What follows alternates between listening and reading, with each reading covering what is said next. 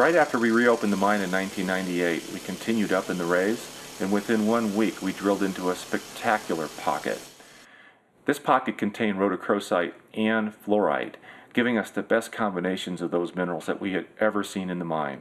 There were rhodocrystals up to 3 inches across, with beautiful purple fluorites perched on top up to 1 inch. That pocket was about 3 feet in diameter, and it took about 2.5 weeks to collect it. We ended up with plates over 12 inches across with beautiful crystals and beautiful fluorites. It was really exciting because it actually vindicated some of the work of going up in the rays in the first place. We knew we had that high temperature zone, and that's what kept us going to continue up and up and up and up until we finally got into this incredible pocket. About 2 months later, we'd found a series of other small pockets in the same area as the strawberry pocket. We hit another incredible pocket with even bigger crystals and better quality. This we call Graham's pocket, and these crystals measured up to 3 inches on an edge, maybe almost 4 inches, but the pocket was much bigger, and we were able to pull plates upwards of almost 2 feet across with these beautiful crystals spread throughout them. It was an amazing find, and some people think one of our best ever finds. So this raise was proving to become one of the best things we'd ever done at Sweet Home. And since we had all these wonderful contrasting fluorites in all the pockets, we decided to call it the fluorite raise. So 1998 came to an amazing close. We were hitting pockets every other week.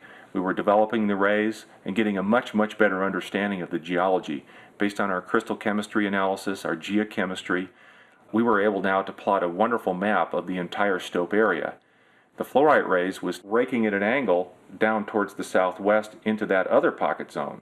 So when we put this huge map together of all of these pockets, we could clearly see that we had now developed a trend. It was a linear trend, and we call this a rake, raking at about 30 degrees down through the mountain.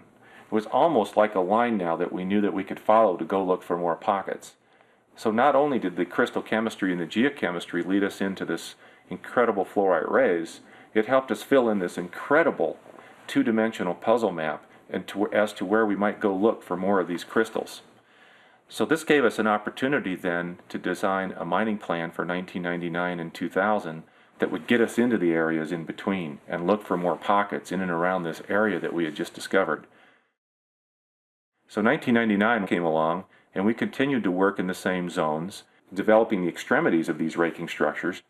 Although 1999 wasn't as good as 1998, we were still hitting pockets exactly where they were predicted, and they just added to our accumulating knowledge of the zone that the rhodochrosite would develop in. So in 1999, since we were so excited about developing these zones, we worked clear through the winter season, which is the first time we'd ever done that. Winter at 11,000 feet in the Rockies tries man and machine alike. In order to sustain operations at the Sweet Home mine through a harsh Rocky Mountain winter, the miners had to fight sub-zero temperatures and feet of snow. The mining crew started off 2000 by taking a holiday to celebrate New Year's Day, then got to work on January 2nd. They started the new year off right when they hit one of the best pockets ever discovered at the mine that same day. Named the Millennium Pocket in the spirit of the time, it produced many rhodochrosite crystals that were absolutely perfect.